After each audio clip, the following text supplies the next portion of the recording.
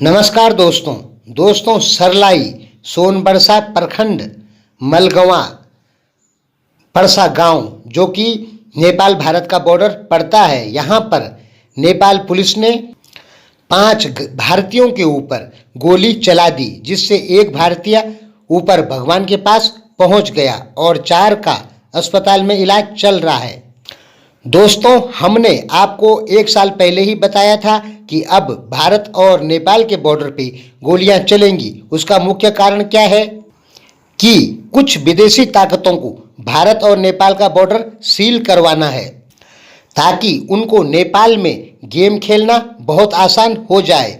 तो वो ताकतें जो हैं वो भारत और नेपाल के बॉर्डर को सील करवाना चाहती है।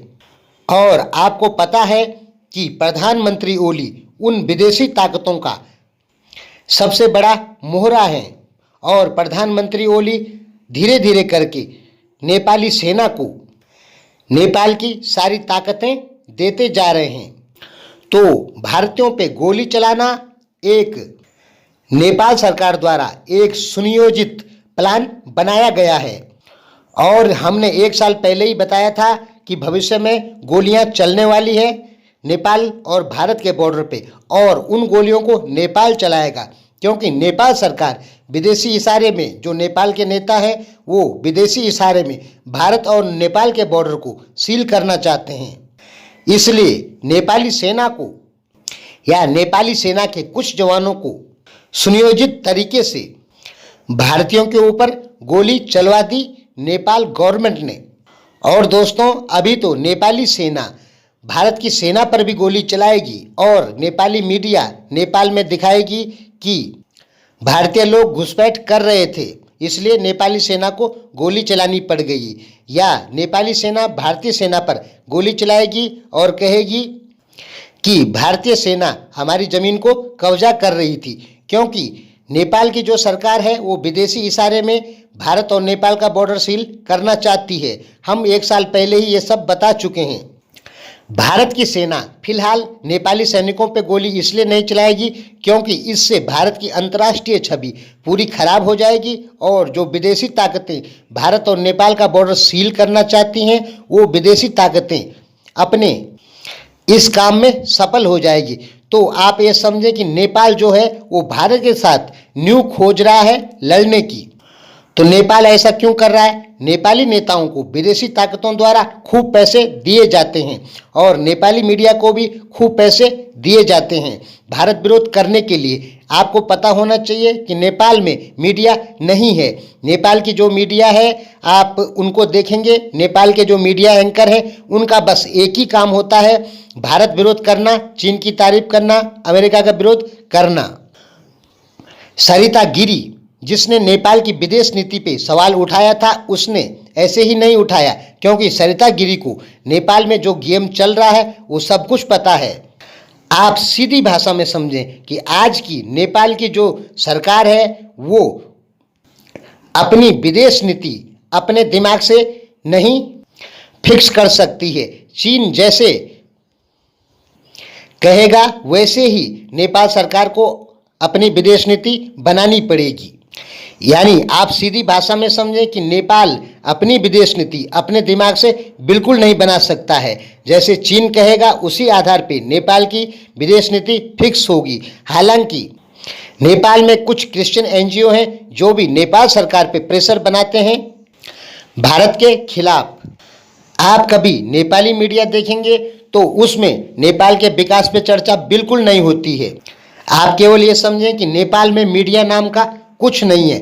जो वहाँ पे मीडियाएं हैं या यूट्यूब चैनल हैं वो केवल और केवल भारत विरोध, अमेरिका विरोध, चीन की तारीफ यही काम करते हैं, क्योंकि इसके लिए उनको एक स्पेशल फंडिंग दी जाती है। और जो मीडिया एंकर हैं वो वहाँ पे केवल एक ही बात करते हैं कि ये नेता खराब है, वो नेता खराब है, ये नेता अच्छा है। इसके अलावा वहाँ पे विकास संबंधी बातें बिल्कुल नहीं की जाती हैं। शिक्षा संबंधी, मेडिकल संबंधी, इन संबंधी जो बातें हैं ये बिल्कुल नहीं की जाती है कि कैसे मेडिकल का विकास होगा, कैसे शिक्षा का विकास होगा। ये संबंध की जो बातें हैं वहाँ पे बिल्कुल नहीं होती है। वहाँ पे केवल वहाँ की मीडिया एक ही बात करती है, भारत विरोध, अमेरिका विरोध, एमसीसी विरोध, चीन का सपोर्ट, चीन महाशक्तिशाली है। अब पाकिस्तान की तरह नेपाली मीडिया भी ख्वाब देखने लग गई है कि भारत के 9 टुकड़े 10 टुकड़े होंगे। नेपाल की मीडिया में आपको हजारों जगह ऐसा मिल जाएगा कि जहां नेपाली मीडिया एंकर दावा कर रहे हैं कि बहुत जल्दी भारत का टुकड़ा होने वाला है, और इस बात से नेपाली जनता बहुत खुश है कि भारत के टुकड़े होने वाले हैं।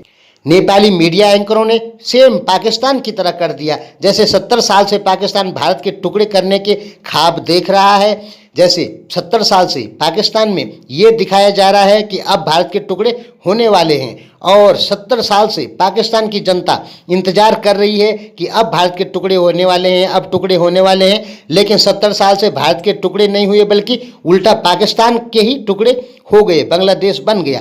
इसी प्रकार अब नेपाली जनता को भी सपना दिखाया जा रहा है कि भारत के टुकड़े होने वाले हैं और उनको उनका ग्रेटर नेपाल वापस मिलेगा। तो नेपाली मीडिया में भारत के 9 टुकड़े 10 टुकड़े की भविष्यवाणी नेपाल के सब नेता लोग, जो वहाँ के मीडिया एंकर हैं, सभी लोग लगभग करते रहते हैं। हमारे पास इसके पुख्ता प्रमाण मौजूद हैं। तो विदेशी ताकतों के इशारे पे भारतीय बॉर्डर पे नेपाली पुलिस गोली चला रही है, और आने वाले समय में नेपाली सेना भी भारतीय सेना पर गोली चलाएगी। जिस दिन भारत और चीन के बीच युद्ध होगा, उस दिन छुटपुट कुछ स्थानों पे उस समय भी नेपाल की सेना भारतीय सेना पर गोली चलाएगी। भारतीय सेना फिलहाल नहीं चलाएगी, क्योंकि भारतीय सेना तीसरा फ्रंट नहीं खोलेगी। और नेपाल अच्छे से जानता है कि हमारे पक्ष में कुछ क्रिश्चियन एनजीओ भी हैं, चाइना भी है ही है। यानी भारत की छवि को खराब करने के लिए नेपाल के नेताओं का विदेशी ताकतें पूरा इस्तेमाल कर रही है, और नेपाल में सही मीडिया या मीडिया न होने के कारण वहाँ की जनता का ब्रेन वॉश कर दिया गया है भारत के खिलाफ। हम बहुत समय से कह रहे हैं कि नेपाल भारत बॉर्डर पे धीरे धीरे अब गोलियां चलनी चालू होंगी। तो आप मान के चलें कि जो गोलियां चली हैं इस समय, वो ओली सरकार द्वारा एक सुनियोजित प्लान था। उस प्लान को पहले ही बना दिया गया था। आप खुद सोचें कि नेपाल पुलिस कह रही कि 10 राउंड हमने फायर किए, उसके बाद भारतीय लोग हमसे बंदूक छीनने आए। 10 राउंड जब फायर हो जाते हैं तो उसके बाद 100, 200, 500 आदमी भाग जाते हैं। वो लोग कैसे आ जाएंगे नेपाल पुलिस से बंदूक छीनने के लिए? इतना झूठ नेपाली पुलिस बोल रही है। बिहार के जो आदमी हैं उनकी उतनी हिम्मत नहीं है कि नेपाल में जाके नेपाली पुलिस के हाथों से बंदूकें छीने। ये नेपाली पुलिस का एक 100% झूठ है, और नेपाली पुलिस द्वारा एक सुनियोजित प्लान है जो कि नेपाल सरकार ने प्लान किया है। नेपाली जनता से हमारी अपील है कि सही चीज को समझें, सही राजनीति को समझें, और भारत नेपाल के संबंधों को सुधारने में सहयोग करें। इन संबंधों को खराब नहीं करें, क्योंकि ये संबंध दोनों देशों के लिए बहुत महत्वपूर्ण हैं, और सीमा यदि सील हो जाएगी तो करोड़ों लोग जो भारत नेपाल के बॉर्डर पर रहते हैं उनको बहुत भारी दिक्कत होगी, क्योंकि उनके बीच में रोटी और बेटी का संबंध है। फिर किसी भी लड़की को अपने मायके जाने के लिए वीजा लेना पड़ेगा, और ऐसी संख्या 1-2 की नहीं है, लाखों की है। इसलिए नेपाली जनता को सही से सोचना चाहिए। मैं तो कहता हूँ नेपाली जनता अपने देश के समाचारों को देखना बंद करें और विदेशी समाचारों को देखें, तभी आपको पता लगेगा कि सच क्या है। जो आपके यहाँ दिखाया जाता है कि चीन सुपर पावर बन गया है, अमेरिका और भारत दोनों को चीन एक साथ नष्ट कर देगा, वो 100% झूठ दिखाया जाता है। और आपकी टोटल मीडिया यही दिखाती है। कभी आपकी मीडिया दिखाती है कि भारत के 100 सैनिकों को घायल कर दिया चीन ने, कभी दिखाती है कि भारत के बंकर खत्म कर दिए। वही पाकिस्तान वाले, जैसे ये न्यूज पाकिस्तान ने दिखाई थी झूठ, वैसे ही आप लोग भी, आपकी मीडिया भी आपको झूठ दिखाती है। मैं ये नहीं कहता कि भारत की मीडिया झूठ नहीं दिखाती, भारत की मीडिया भी झूठ दिखाती है, लेकिन भारत में 10 लाख मीडियाएं हैं, सभी मीडिया झूठ नहीं दिखा सकती है। भारत में झूठ का पर्दाफाश हो जाता है, लेकिन नेपाल में मीडिया कम है, इसलिए नेपाल में झूठ को लोग सच मान लेते हैं, क्योंकि वहाँ पे पर्दा साफ करने वाला या पर्दाफाश करने वाला कोई मीडिया नहीं बैठी है। हम चाहते हैं कि आप कोई एक सच्ची मीडिया खोलें और सही मीडिया खोलें कि क्या है दुनिया के हालात, क्योंकि आपके यहाँ दुनिया की किसी भी प्रकार की कोई राजनीति नहीं समझाई जाती है। केवल यही समझाया जाता है कि चीन सुपर पावर है, वो नेपाल का भला चाहता है और भारत नेपाल को खाना चाहता है, अमेरिका नेपाल को गुलाम बनाना चाहता है। बस आपकी मीडिया यही सिखाती है, जो कि 100% झूठ है। आपके मीडिया एंकरों को एक भारत के विरोध में स्पीच देने के लिए 20,000 से और 80,000 रुपये तक मिलता है, जो छोटे मीडिया एंकर हैं। चीन डायरेक्ट पैसा देता है। हमने आपको कई बार बताया था कि चीन जो है वो डायरेक्ट पैसा देता है हमारे खातों में। यदि आप भारत विरोध में वीडियो बनाएंगे तो आपको चीन की तरफ से पैसा मिलेगा। इसके भी हमारे पास प्रमाण मौजूद हैं। आप अपना 50,000 सब्सक्राइबर पार करिए, उसके बाद आपको एक मेल आएगा जिसमें बताया जाएगा कि भारत के विरोध में वीडियो बनानी है।